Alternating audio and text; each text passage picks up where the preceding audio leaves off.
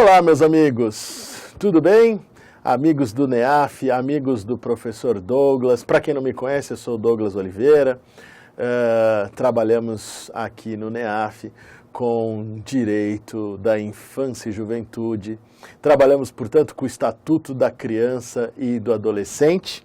E vamos resolver hoje uma questão da OAB, da prova 18, organizada pela FGV, para o exame da ordem, unificado, da Ordem dos Advogados do Brasil, uma questão que diz respeito à adoção. Muito interessante. Isabela e Matheus pretendem ingressar com uma ação judicial própria a fim de adotar a criança P, em razão do segredo de justiça e para a proteção da intimidade desta criança, consta apenas a inicial. 4 anos e, portanto, criança, porque criança é aquela que tem 12 anos, até 12 anos incompletos. Ou seja, não completou 12, é criança. Que está sob a guarda de fato, o casal está cuidando, desde quando tinha 1 ano de idade. Os pais biológicos são conhecidos e não se opõem à adoção, até porque as famílias se mantêm um convívio em datas festivas. Isabela e Matheus consideram importante que P conheça a sua matriz biológica, a sua história, a sua origem, etc. e tal. Considerando as diretrizes impostas pelo ECA e sua interpretação à luz da norma civilista aplicáveis, assinalem a alternativa correta. Antes das alternativas, impõe-se um esclarecimento. Hoje, o sistema de adoção nacional vigente, esquecem a internacional, o sistema de adoção nacional vigente impõe como regra o prévio cadastramento perante o juízo do domicílio dos adotantes como casal ou pessoas interessadas em adoção. Diferente da situação que se mostra aqui nesta questão, Essa questão diz, olha, o casal conhece os pais biológicos e cuida da criança desde quando ela tinha 1 ano de idade. Não faz menção aqui que esse casal já se encontra previamente cadastrado como um casal pretendente à adoção. A ideia, portanto, meus caros, do casal que se deseja adotar, é que se dirija à vara da infância e juventude do seu domicílio para dar início ao processo ou procedimento de cadastramento, no cadastro de pessoas interessadas à adoção. Este caso aqui, é um caso de adoção que a doutrina classifica como intuito persona, ou seja, é uma combinação direta entre as pessoas, Os pais biológicos concordam que a criança seja adotada por aquele casal que eles conhecem e tenham confiança. E esta não é a regra, Essa não é a regra. A lei impõe severas restrições a esse tipo de adoção, com a finalidade evidente de evitar o comércio de crianças e recém-nascidos, etc. e tal. Bom, vamos analisar as questões, as alternativas, portanto. Durante o processo de adoção, Isabela reside fora do país, pode, mediante procuração, constituir o Matheus como seu mandatário, com poderes especiais para representar sua esposa e ajuizar a ação como adoção conjunta, também chamada de adoção bilateral, Os autores, o casal, o pai e a mãe adotivos, Adoção conjunta do casal.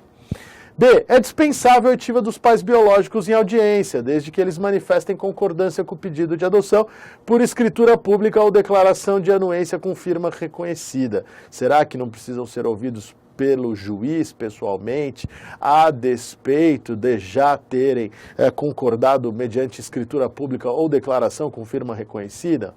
C. Concluído o processo de adoção com observância aos critérios da regularidade e legalidade, caso ocorra o evento da morte de Isabela e Matheus, ou seja, os pais adotivos morrem antes da criança atingir a maioridade, ainda assim não se restabelece, ou seja, o poder familiar, Não é o poder familiar, conjunto de direitos e deveres que os pais biológicos têm sobre os filhos, que normalmente se extingue aos 18 anos, com a maioridade civil, né? Mas também podem ser destituídos ou extintos do poder familiar no caso de adoção. E se os adotantes acabam falecendo, restabelece o poder biológico dos pais, o poder familiar dos pais biológicos? Interessante. E D, a medida excepcional e os pais da criança, a oitiva deles no curso é mera faculdade, ou seja, a alternativa D, ela está ali falando da mesma coisa da B, não é? Dispensar a oitiva deles. Bom, vamos lá. Artigo 49. A morte dos adotantes não restabelece o poder familiar dos pais naturais. Os adotantes falecendo, ocorre a sucessão, não é? Do adotado, né? Ocorre a sucessão de bens dos adotantes em favor do adotado, como se filho fosse, sem nenhuma distinção.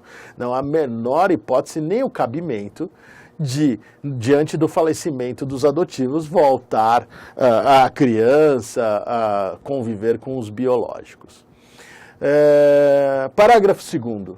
É proibida a adoção por procuração, por isso a alternativa que diz que a esposa que reside fora do país não pode constituir o marido, né? A Isabela pode constituir o Mateus para que ele ingresse com uma procuração de poderes específicos com a adoção, então não há a menor possibilidade, parágrafo 2º veda expressamente, não é?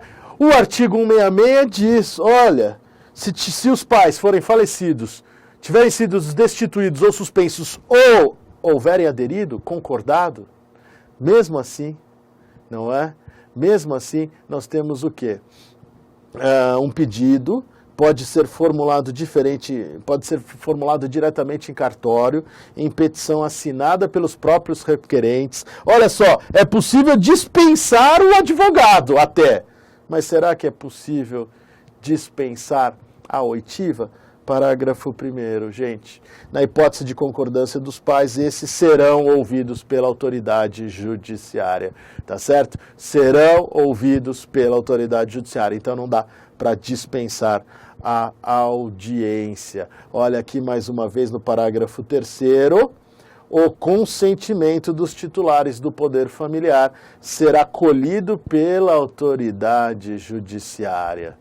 O consentimento, parágrafo 4º, prestado por escrito, não terá validade se não for confirmado na audiência. O consentimento é retratável. O consentimento somente terá valor se for dado após o nascimento da criança. Não há possibilidade, portanto, meus amigos, de nós termos aqui a dispensa da audiência dos genitores biológicos. E aqui só queria deixar claro o seguinte, 50 parágrafo 13. Somente poderá ser deferida a adoção em favor de candidato domiciliado no Brasil não cadastrado no cadastro de interessados à adoção, quando se tratar de adoção unilateral, não é? O atual marido quer adotar o filho da esposa com o relacionamento anterior, ou for formulado por parente com a qual a criança ou adolescente tenha vínculos de afinidade e afetividade, ou que venha de pedido de quem tem a tutela ou a guarda de criança maior de 3 anos, ou seja, não cabe, nesse caso, recém-nascido ou menor de 3 anos, ou adolescente, desde que o lapso, né, tenha convivência e comprove a fixação de laços, etc. e tal. Então nós temos hipóteses aqui limitadíssimas. Adoção, sem estar no cadastro, sem estar previamente cadastrado, só se for unilateral, só se for por parente com afinidade, ou, se não for parente, somente de criança maior de 3 anos. Aí ficou fácil. A resposta é a alternativa C. Tá certo, meus amigos? Muito bom. Estatuto da Criança e Adolescente, adoção, tema que está em todas as provas que envolve esse tema. Legal? É isso aí. Grande abraço e até a próxima. Tchau, tchau.